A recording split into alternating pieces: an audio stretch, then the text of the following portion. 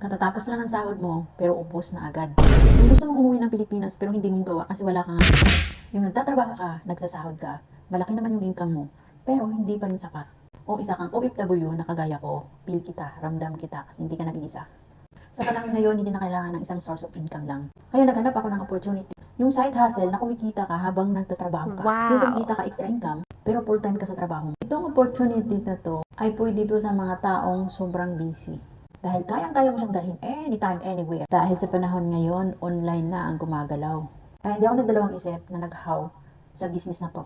Nag-research ako at umattend ako ng webinar at trainings. At alam nyo ba, libre lang ang trainings dito.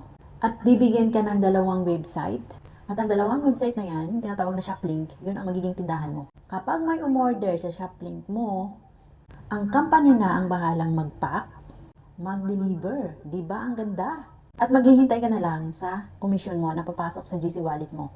Diba super lupit talaga ang business na to? Kaya kung ikaw, kung isa kang OFW ngayon na nahihirapan mag-ipon, para sa iyo ang opportunity na to. If you want more details, message me right now at ituturo namin sa iyo step by step. See you in my inbox. Bye!